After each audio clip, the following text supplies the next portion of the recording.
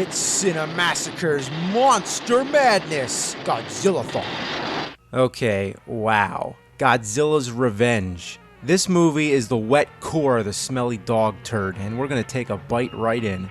Oh, there's nothing more sad than a grown man all alone wallowing in his sorrows watching Godzilla's Revenge, let alone making a video about it.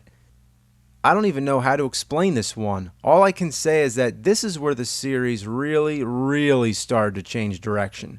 Destroy All Monsters was the big finale. It got all the monsters together in a royal rumble and killed the evil Ghidra. So that was really supposed to be the last movie. But instead, they decided to make more and gear them towards children. The plot involves a kid who's a fan of Godzilla. He gets beaten up by bullies and then he gets kidnapped by bad guys.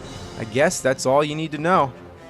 So he dreams that he's on Monster Island and becomes friends with Godzilla's son. How is this possible? Well, he can shrink down to human size whenever he wants. That's convenient, and he can talk too. Godzilla says that I should learn to fight my own battles, you know. Together, they watch Godzilla fight other monsters, which is shameless stock footage from Son of Godzilla and Godzilla vs. the Sea Monster. And I don't mean that they reuse some of the same shots here and there. They literally recycle the same scenes. If they would have included more, it could have been a best of Godzilla compilation. The only redeeming factor is a new monster called Gabra, which looks amazingly stupid. He spends most of the time beating the shit out of Godzilla's son, and his body's surging with electricity.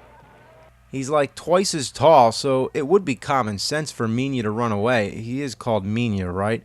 Well, Godzilla keeps forcing him to fight. He's concerned about being a coward instead of being concerned about getting his ass kicked. Eventually, Godzilla helps out and a giant battle's underway. But remember, this is all a dream, and it parallels with the boy's real-life battle with the kidnappers.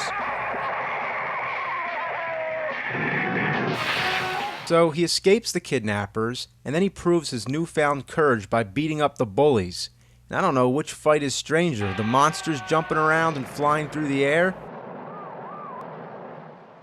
or this ridiculous LSD-induced strobing fight with the bullies.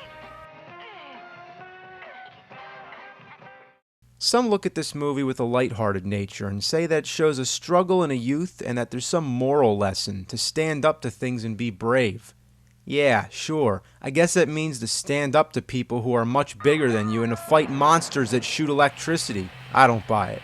Overall, the final monster fight's pretty amusing, but this is undoubtedly the worst of all the Godzilla movies, by far. Any way you look at it, it's absolutely awful. Godzilla's Revenge. Who did he get revenge on? That's what I want to know.